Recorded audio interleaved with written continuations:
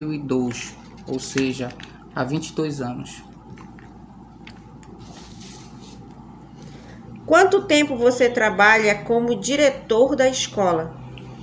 Como diretor da escola, eu estou há 10 anos. Completei agora no ano de 2024, né? Estou indo para 11 anos já, este ano 2025, já na direção da escola. Como você avalia o trabalho dos professores da escola? Em relação ao trabalho dos professores, nós temos professores que atuam de forma mediana, né? Tem outros que atuam de forma mais eficaz e nós temos alguns professores que têm algumas dificuldades de atuação. A gente percebe às vezes pela questão da inexperiência, né? Que são professores formados recentemente, que vêm por meio de contrato, né? Às vezes ainda estão cursando, que acabam demonstrando aí uma atuação não tão eficaz como deveriam. Você conhece a Lei 10.639/2003 e a Lei 11.645/2008? Sim, tenho conhecimento de todas as duas legislações, né? Que inclusive a gente tem trabalhos que são voltados, atividades pedagógicas que são voltados para as temáticas que as leis citadas abordam. Quais são as atividades desenvolvidas na escola sobre diversidade cultural, cultura e sociedade indígena, cultura e sociedade quilombolas e cultura afro-brasileira, diferenças e desigualdade étnico-raciais? Bem, quanto a essa temática, já no projeto político-pedagógico da escola, já está inserido dentro do currículo, né?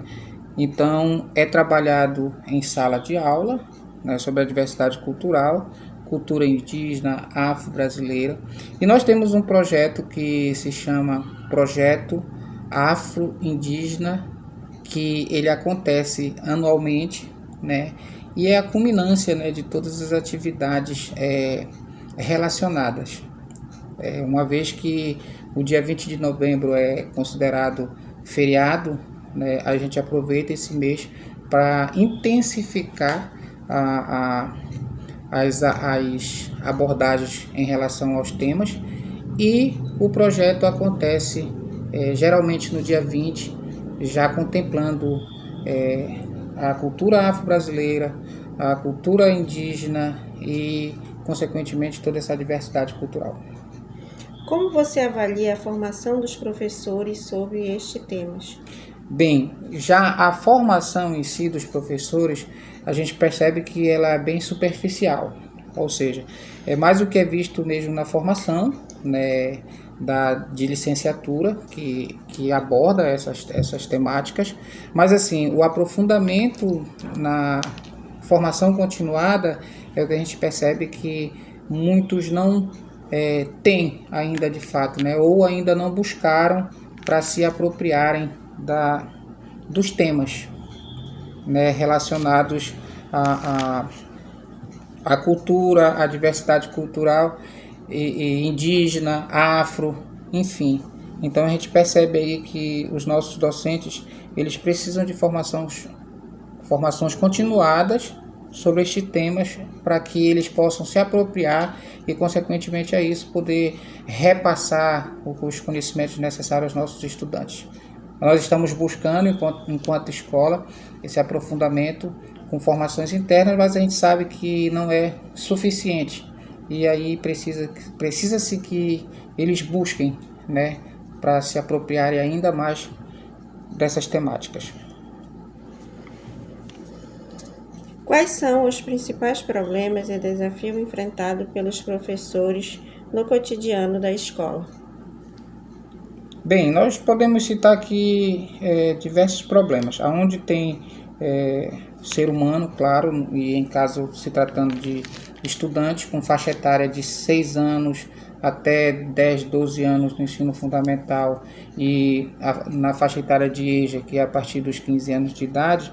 Então a gente tem problemas de conflitos entre eles, nós temos problemas de comportamento, nós temos problemas de evasão, que acaba dificultando o trabalho docente, né, que é um problema que a gente enfrenta a cada ano.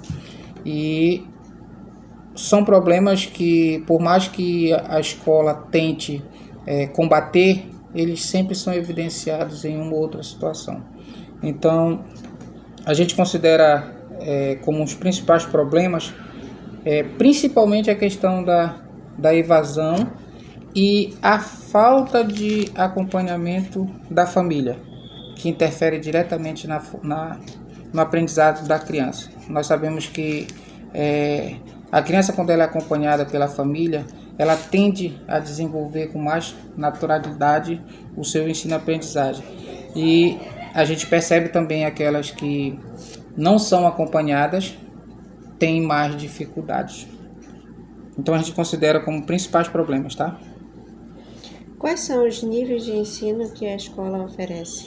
Bem, a escola oferece o ensino fundamental, anos iniciais, ou seja, 1º ao 5º ano, né?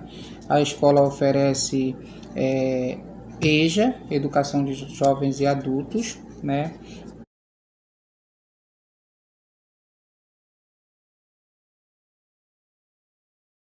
Primeira a 4ª etapa, e a escola também oferece o AEE, que é o Atendimento Educacional Especializado, também ofertado pela escola. Qual a sua formação? Bem, eu tenho graduação em Pedagogia, tenho pós-graduação em Gestão Escolar, Orientação e Coordenação, e tenho também pós-graduação em Alfabetização e Letramento. Qual é a formação dos professores da escola?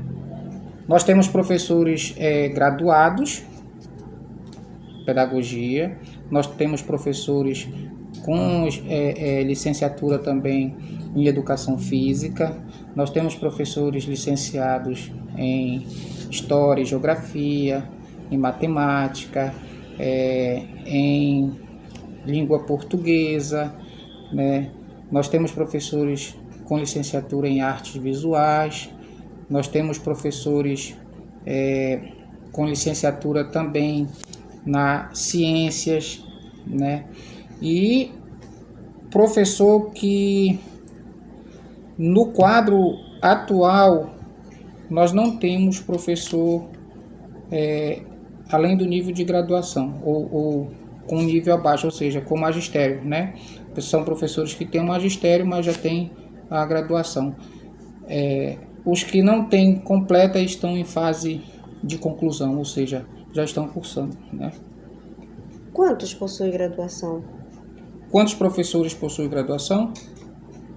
Todos os concursados, que hoje nós estamos no número de 15 na escola. Quantos possuem especialização?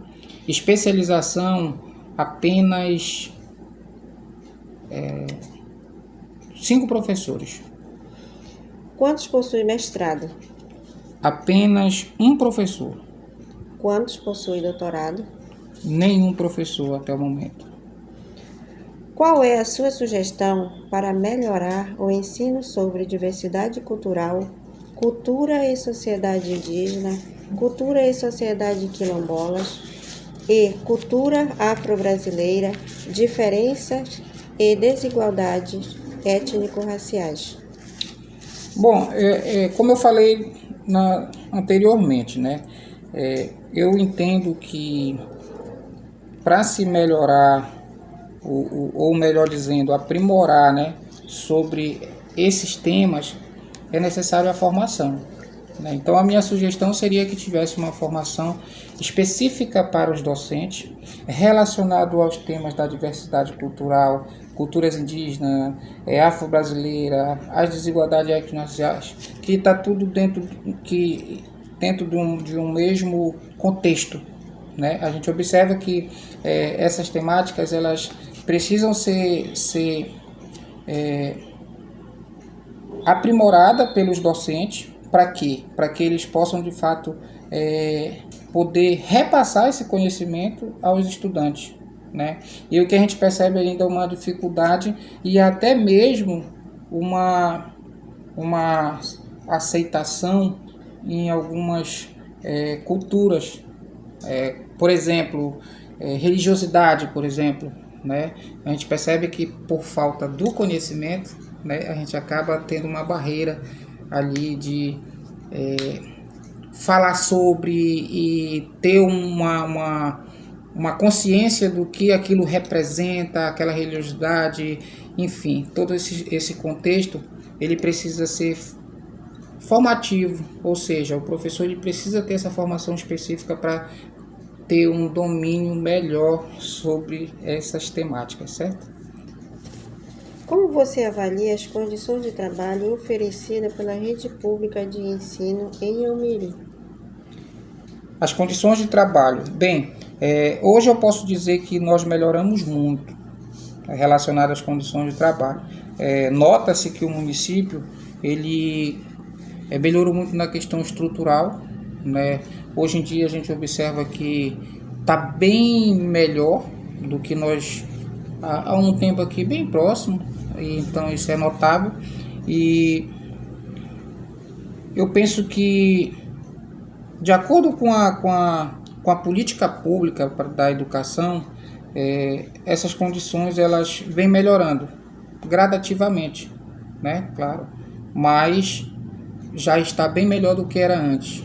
Então a gente considera que ela vem tendo assim a condição de trabalho, ela vem tendo uma melhoria gradativa a cada momento oportuno. É assim que eu vejo, né?